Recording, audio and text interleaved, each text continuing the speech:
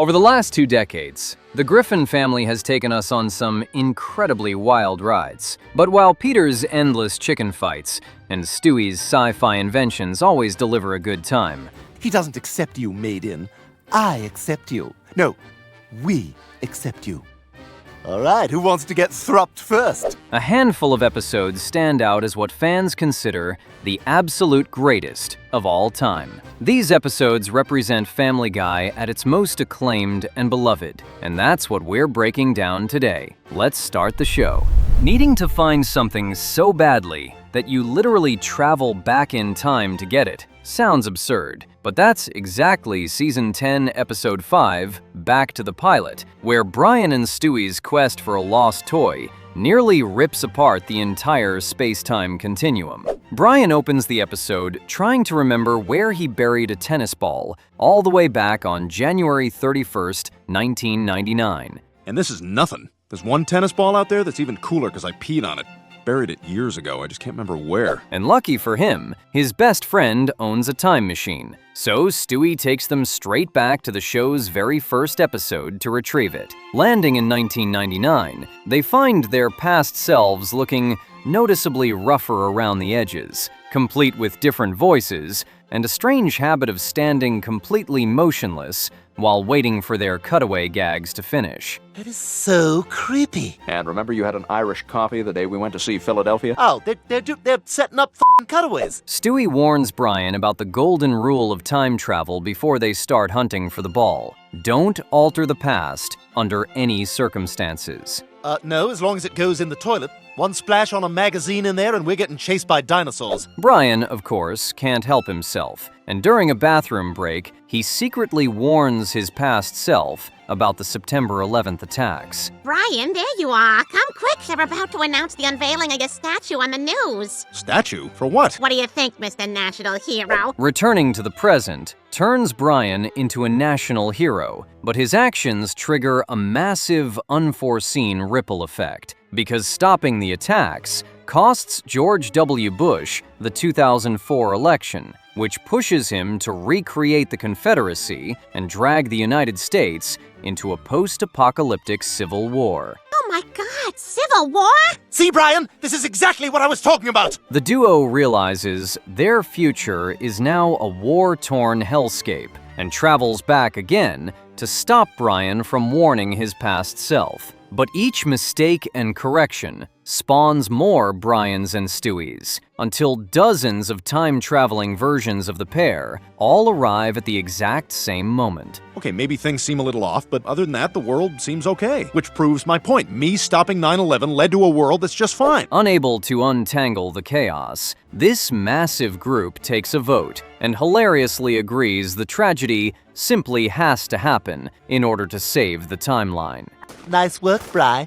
Whoops. Wanting to explore infinite realities and ending up in a world where dogs rule while your best friend gets hit by a car sounds like a fever dream. But that's exactly Season 8, Episode 1, Road to the Multiverse. Widely considered the greatest episode in Family Guy history, and the only one to ever hit a 9-star rating on IMDb. Stewie kicks off the adventure by revealing his brand new multiversal travel device. Each of these alternate universes, the reality is different than our own. Sometimes only slightly, sometimes quite radically. The point is, every possible eventuality exists. And the duo decides to test it by hopping through a bunch of wild alternate realities. Their stops include a highly advanced futuristic quahog, where Meg is shockingly hot. My God, is that Meg? 36D, Brian. And you know what's amazing? In this universe, she's still one of the ugly ones. A Flintstones-style world, and a gorgeously animated Disney universe. 俺がおならしただよ彼がおならした滑稽ね where everyone happily sings about pie. Did somebody say pie?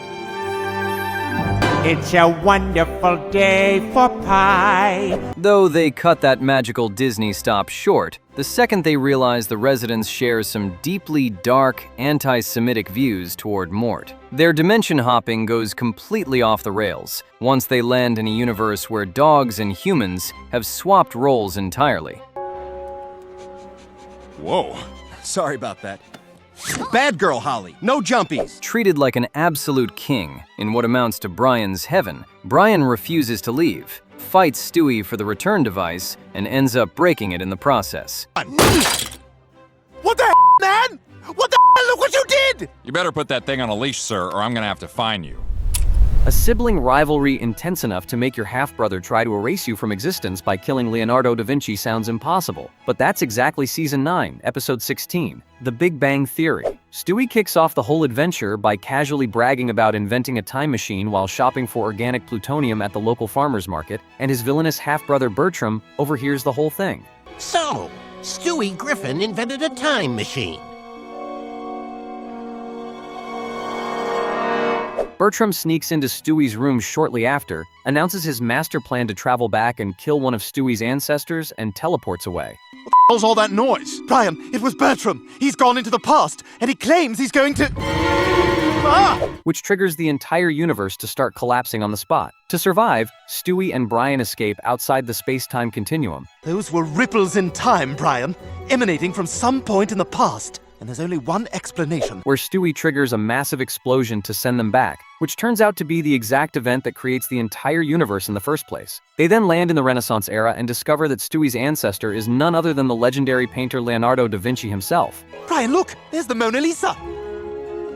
And it's unfinished. We must be in Leonardo da Vinci's studio. Bertram shows up shortly after to assassinate him, and the confrontation launches into an incredibly high-stakes aerial dogfight fought using da Vinci's own flying machines above the skies of Italy. Leonardo da Vinci, I presume? Who are you, a little lisping baby? You're assassin, you overrated caricaturist! The battle eventually crashes down into the streets, where Bertram proves he's the ultimate hater in existence. You're about to be yesterday's hopscotch chalk on a sidewalk, Stewie! Erase! Warned that killing Stewie will destroy everything that ever existed, Bertram simply replies, worth it. If you kill me, you're killing yourself and everything else that ever existed or will exist. Worth it! Completely willing to erase reality itself, just to dunk on his mortal enemy one last time. Stewie gets his hands on a crossbow and delivers a legendary final pun, asking, "What's your favorite kind of bottled water?" "Mine's Arrowhead," before taking Bertram out. Mine's Arrowhead. Wow, that was dramatic. To make sure his bloodline still survives, Stewie is forced to take Da Vinci's place to pass on his genes, then cryogenically freezes himself under the house to return to the present. Stewie, you okay?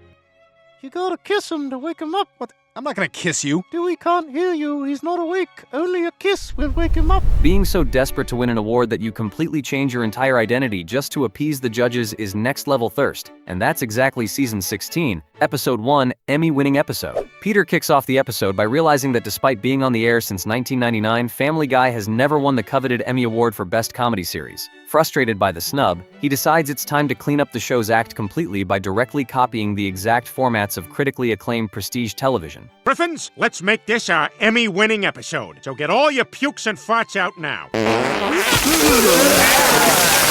His first move is mimicking the success of Modern Family by literally replacing Lois with actress Sofia Vergara. Oh, yeah. Good morning, Lois, which is who you are. My wife, Lois. Hugging my wife. And when that flops, he pivots to a highly serious, award-baiting storyline by announcing he will undergo gender reassignment surgery, only to back out of the procedure right before it happens. Lois, I'll still be a parent to our children. But now I'll be a trans parent. Get it? Transparent? Clever pun, right? Realizing comedy might not be their ticket to an award, Peter shifts the show into drama territory with a gritty Breaking Bad parody. We can't afford it. We have to pay for Chris's doctor bills and meds for our daughter in the CIA. After receiving a cancer diagnosis, Peter turns to a ruthless life of selling drugs and eliminating his competitors, and the whole arc culminates in an incredibly dramatic scene where a half-naked Peter executes a dirty cop out in the desert, only to bizarrely run straight into the Night King and a dragon from Game of Thrones. None of these desperate genre shifts land a single nomination. 2P Griffin from the Emmy Board of Governors. Dear Mr. Griffin, stop. We understand you've been attempting to win an Emmy. Stop. Stop. Stop. And that's when Peter meets with TV host Bill Maher, who suggests a massive Hollywood conspiracy has been keeping the show down. And second, to tell you that Family Guy will never, ever win an Emmy. Second, are you saying there's a conspiracy against us? Peter digs for the truth and eventually gets confronted by a secret society of past Emmy winners, who bluntly explain the show will never win for one simple reason. Yeah, I know. They're all here to see you. Hello, Peter. The Michelin Man? You're part of this? No. It's too crude, too problematic, and leans way too heavily on cheap pop culture references. All right, we'll tell you. Your show sucks.